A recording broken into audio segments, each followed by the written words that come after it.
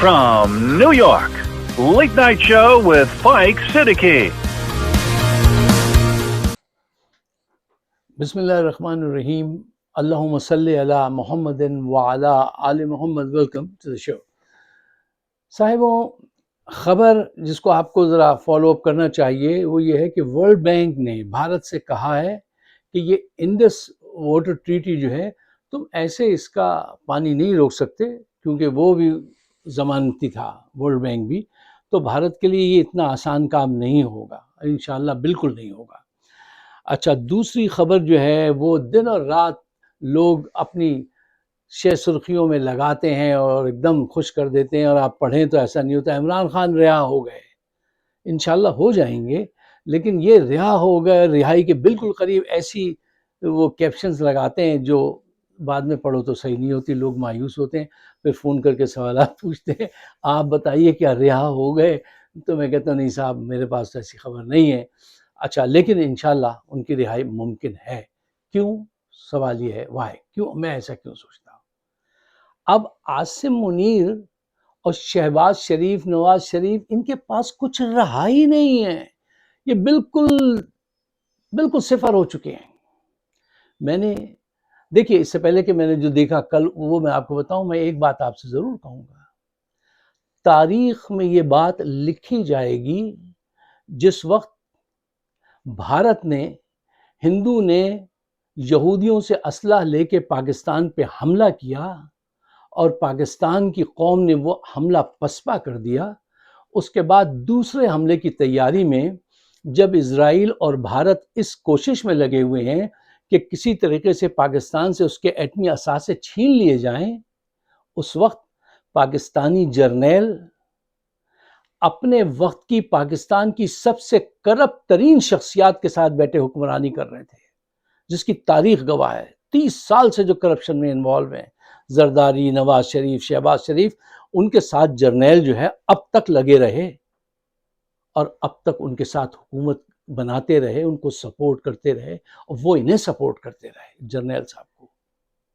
کل ایک تقریب میں دیکھا، ایک پلیٹ فارم پہ وہ کھڑے ہوئے ہیں، اسحاق ڈار بھی کھڑے ہوئے ہیں اور عاصم منیر بھی کھڑے ہیں، ان کے برابر میں ایئر چیف جو ہے وہ بھی کھڑے ہوئے ہیں، اور دوسرے وہ اور وزیر اعظم جو ہیں چچا ٹڈے، وہ وہاں پہ کہہ رہے ہیں۔ اچھا، یہ بات پہلے ذہن میں رکھیے کہ سب کو پتہ ہے کہ اس وار کا سہرا جو ہے وہ ہمارے آرمی چیف نہیں، ایئر چیف کے سر ہے، جنہوں نے مجبور کیا آرمی چیف کو کہ نہیں ایکشن لینا ہے اور بھرپور ایکشن لینا ہے، ورنہ سب کچھ تباہ ہو جائے گا۔ اور پھر رب نے مدد کی اور ہم نے پسپا کر کے دکھایا پورے ویسٹ کو اور بھارت کو، جس کا دکھ ہے۔ تعریفیں ضرور کر رہا ہے ویسٹ آپ کی، لیکن اندر اندر آپ کے لیے کچھ اور پلان بھی کر رہا ہے کہ آپ سے ایٹمی اثاثے کیسے چھینے جائیں۔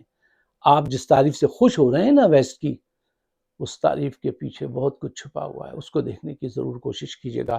اچھا، تاریخ لکھے گی کہ جس وقت دشمن یہ کر رہے تھے تو یہ بدترین کرپٹ لوگوں کے ساتھ حکومت کر رہے تھے، عاصم منیر صاحب، اور اس وقت کے سب سے مقبول ہیرو کو، جس کو پوری دنیا تسلیم کرتی تھی، جس کی بات دنیا میں سنی جاتی تھی، اس نے جیل میں بند کیا ہوا تھا، اس پہ 200-250 مقدمات درج کرا دیے تھے، اور ایک مقدمہ تو ایسا کیا تھا کہ تاریخ میں لکھا جائے گا کہ 1400 سال کی مسلمانوں کی ہسٹری میں آج تک ایسا مقدمہ درج نہیں ہوا کہ ان کی بیوی، ان کی شادی جو ہے وہ غیر قانونی ہے کیونکہ بیوی کے وہ مینسس کا چکر تھا۔ اتنی عدت کا کیس، کتنی شرمندگی کی باتیں انہوں نے کی ہیں، ان کو کوئی احساس تک نہیں ہوتا ہے، لیکن تاریخ لکھے گی جو کچھ ہی کرتے آئے ہیں۔ اچھا، اس سے پہلے کہ ہم، اور یہ ساری باتیں تو آپ کو سب پتہ ہیں، اب آئیے کرنٹ سچویشن کی طرف کہ اس وقت مودی کیا کر رہے ہیں اور وہ کیا کرنا چاہتے ہیں۔ اچھا، اب آئیے ذرا دشمن کی تیاریوں کی طرف نظر دوڑا لیجئے۔ دیکھیے، مودی جی کو شکست ہو گئی ہے، لیکن وہ گیو اپ نہیں کر رہے، اس کو مان نہیں رہے، وہ مانیں گے نہیں، ضدی آدمی نہیں مانیں گے۔ اچھا، اب انہوں نے 13 روزہ ترنگا، کیا کہتے ہیں، ترنگا یاترا، سوری ہندی کا لفظ ہے، 13 دن ترنگا یاترا کی موو شروع کی ہے. پورے ملک میں اب وہ جھوٹ بولیں گے اور یہ ثابت کریں گے کہ انہوں نے دشمن کا سر خاک میں ملا دیا ہے. اس کے ذریعے وہ 3 آبجیکٹ حاصل کریں گے. ایک تو وہ اپنی شکست کو چھپانا چاہتے ہیں، دوسرے وہ الیکشن میں ووٹ حاصل کرنا چاہتے ہیں، اور تیسرے وہ لوگوں کو جنگ کے لیے موٹیویٹ رکھنا چاہتے ہیں. تو یہ اب ان کے 3 اہداف ہیں، اور وہ اپنے بیلٹ سے بیٹل فیلڈ تک کا جو سفر ہے، یا کہیے بیٹل فیلڈ سے بیلٹ تک کا سفر جو وہ طے کر رہے ہیں، اس میں بھارت کیا کچھ کھوئے گا یہ تو آنے والا وقت بتائے گا. لیکن ہاں، یہ جو کوشش کی جا رہی ہے ترنگا یاترا کی، یہ تاثر دینا چاہتے ہیں اور پوری قوم کے سامنے جھوٹ بولنا چاہتے ہیں. بول رہے ہیں کہ ہم نے دشمن کا سر رگڑ دیا ہے اور مٹی میں ملا دیا ہے. پردھان منتری سے کوئی پوچھے، میں نے کل بھی یہ بات آپ کے سامنے رکھی تھی کہ اگر آپ جیت گئے ہوتے تو جیتنے کے بعد آدمی کیا کرتا ہے؟ سیلیبریٹ کرتا ہے. اور آپ نے کوئی سیلیبریشن نہیں کی. آپ کے چہرے سے غصہ اور ناراضگی تھی. آپ کے الفاظ، آپ کی گفتگو سب کچھ. ہاں، جھوٹ آپ اتنا بولتے ہیں اور آپ کا میڈیا آپ کو اتنا سپورٹ کرتا ہے. اور صاحب، آج کے دور جو ہے وہ کمیونیکیشن کا دور ہے. یہ میڈیا ایک ایسی خطرناک چیز ہے کہ اس پہ اگر آج مودی جی یہ کلیم کر دیں کہ وہ بھی ایک بھگوان ہے تو یقین کیجئے ہندوستان کے لوگ بہت بڑی تعداد ان کو بھگوان مان لے گی. اچھا، اب اس کا ایک پس منظر آپ کو دیکھنا پڑے گا. دیکھیے، دنیا میں بہت سارے مذاہب ہیں. کسی کے مذہب کو مجھے اچھا یا برا ثابت نہیں کرنا ہے. اچھا، میں آپ سے کہہ رہا تھا، مجھے کسی کے مذہب کو اچھا یا برا نہیں کہنا ہے اور کسی کو غلط یا صحیح ثابت نہیں کرنا ہے. بھائی، میرا مذہب مجھے یہ سکھاتا ہے لکم دینکم ولی دین، تم کو تمہارا مذہب، مجھ کو میرا مذہب. تو اور کسی کے مذہب کو چھیڑو مت، اپنے مذہب کو چھوڑو مت. جو تمہارا بلیو ہے رکھو، بس یہ ٹھیک ہے. اس سے زیادہ مذہب کا وہ نہیں کرتا ہوں میں، نہیں سمجھنا چاہیے. لیکن دیکھیے، ایک فیکٹ ہے، انسانی ذہن جو ہے وہ کہانی پسند کرتا ہے. چاہے وہ کسی بھی معاشرے کا ہو، یورپ کا ہو، پاکستان کا، کہیں کا بھی ہو، انسانی ذہن کہانی پسند ہوتا ہے. اچھا، اب حقیقت یہ ہے کہ ہندوازم جو ہے وہ کہانیوں پہ بیس کرتا ہے. اچھا، دیکھیے، انسان کی نیچر کہانی پسند ہے، اور یہاں فیتھ کی بنیاد جو ہے وہ فکشن پر ہے. بھارتی معاشرے میں فیتھ کی بنیاد فکشن پر ہے. اچھا، جب انسان کا ذہن کہانیوں سے کنٹرول ہو سکتا ہے تو یہ بہت خطرناک بات ہے. اس میں بہت سارے لوگ کبھی پنڈت بن کے، کبھی مولوی بن کے، کبھی سیاستدان بن کر آپ کے ذہنوں کو اپنے مفاد کے لیے استعمال کر سکتے ہیں، اور یہ بہت ڈینجرس بات ہے. جب مذہب کو لوگ اپنے مفاد کے لیے استعمال کرتے ہیں نا، تو اتنا بڑا حادثہ ہوتا ہے. اور جو قتل کرتا ہے مذہب کے نام پہ، وہ سمجھتا ہے اس نے بڑے پن کا، بہت اچھائی کا، ثواب کا کام کیا ہے کہ اس نے فلاں کو مار دیا. وہ سمجھتا ہے اس نے اچھا کیا. اچھا، کوئی پروفیشنل قاتل ہو جس کا مذہب سے تعلق نہ ہو، اس کو ایک نہ ایک دن احساس ہو جائے گا کہ بھئی میں نے غلط کام کیا. یہ مذہب موٹیویٹڈ لوگ جو ہوتے ہیں نا، ان کو یہ احساس کبھی نہیں ہوگا. اس کو تو یہ فیلنگ ہوگی میں نے بہت اچھا کام کیا ہے. اسی لیے ہمارے مذہب میں یہ کہتے ہیں، اگر تم نے ایک انسان کو قتل کر دیا ناجائز طور، مطلب اس کا قصور نہیں تھا، تو پتہ تم نے کتنا بڑا گناہ کیا. جیسے تم نے اس کائنات کے ہر آدمی کو قتل کر دیا، تمہاری اتنی بڑی سزا ہے. اور ایک آدمی کی جان بچا لی، جو اسلام کا وہ ہے جو ورژن جو میں سمجھاؤں، وہ اتنا بڑا ثواب ہے جیسے تم نے پوری دنیا کے انسانوں کی جان بچا لی. اور پھر ایک دفعہ پوچھا گیا ایک عالم سے کہ اگر ایک ہندو مر رہا ہو تو کیا ہمیں اس کے لیے دوا لانی چاہیے؟ تو مولانا مودودی نے کہا تھا اس کے لیے دوا نہیں لانی چاہیے، اس کی جان بچانے کے لیے اپنی جان کو بھی اسٹیک پہ لگا دو، چاہے وہ ہندو ہو یا مسلمان ہو.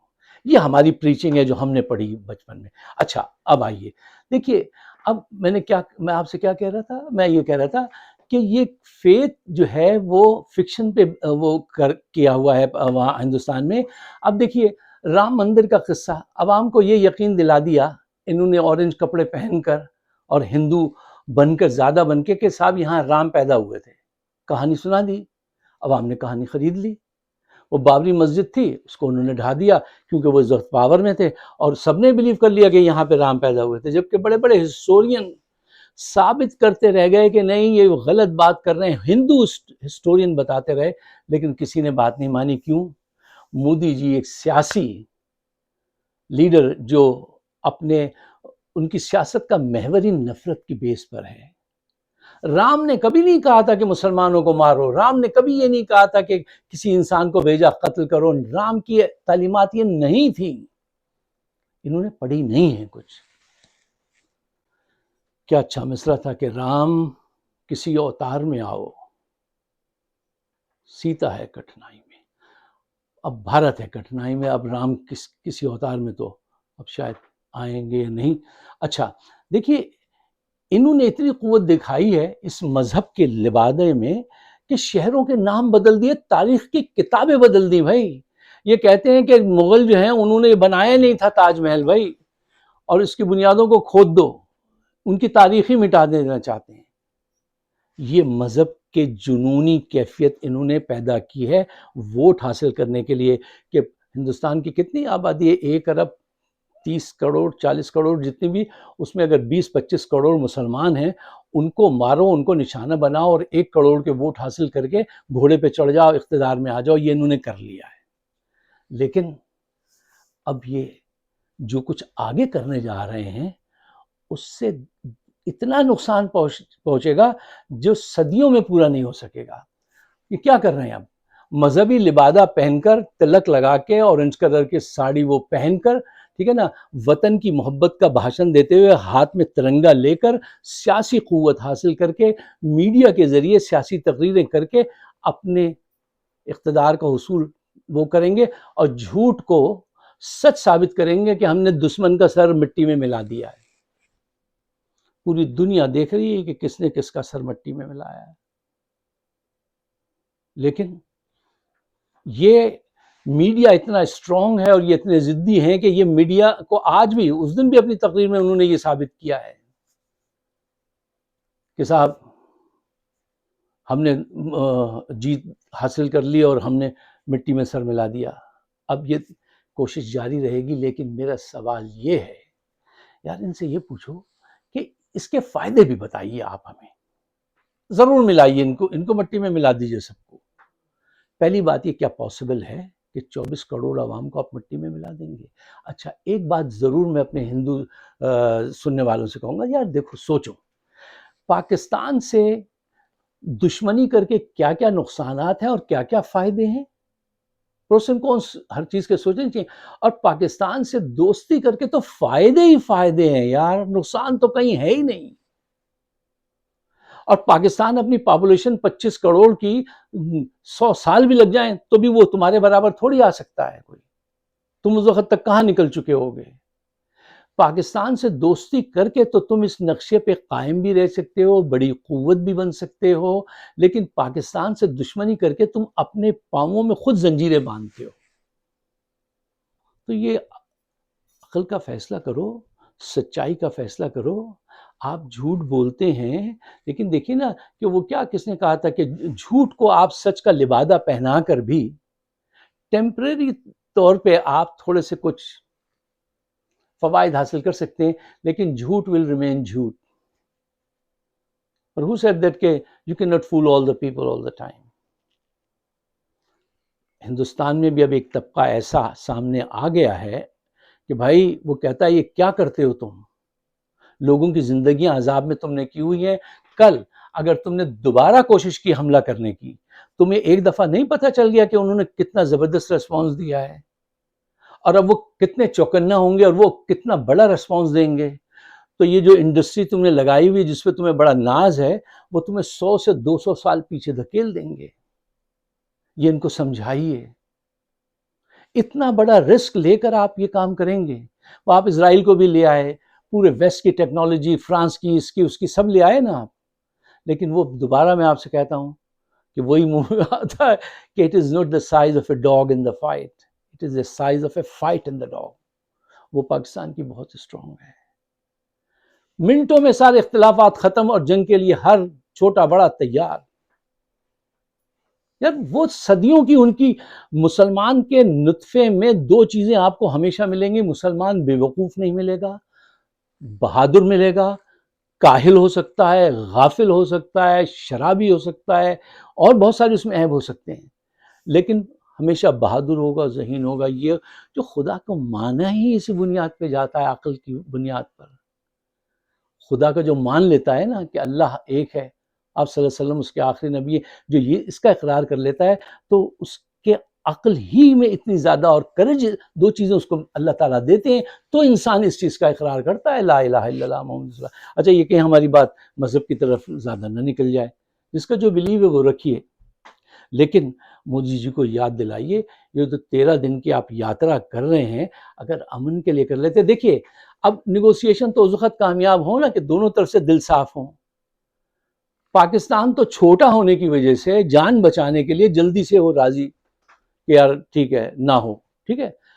ان کو غرور تکبر ابھی تک یہ کہہ رہا ہے کہ ووٹ بھی لینے ہیں، الیکشن میں بھی جیتنا ہے، اور ایک دفعہ میں ایسا حملہ کروں کہ پوری دنیا کہہ دے واہ واہ مودی جی گجب کر دیا آپ نے، تو بڑی زبردست سزا دی آپ نے ظالموں کو۔ لیکن کیا آپ اپنا گول حاصل کر سکیں گے؟ It's a big if and you better not go in that direction. اس میں بہت زیادہ رسک ہے۔ اگر آپ میرے خیالات سے اتفاق کرتے ہیں تو مجھے اپنے خیالات سے ضرور نوازیے گا، اور ہماری ویڈیو کو شیئر کیجیے گا۔ آپ مجھ سے اختلاف بھی کر سکتے ہیں، اور آپ مجھ سے اختلاف کرنے کا جو حق رکھتے ہیں، میں آپ کے اس حق میں آپ کے ساتھ کھڑا ہوں۔ آپ سب کا بہت بہت شکریہ۔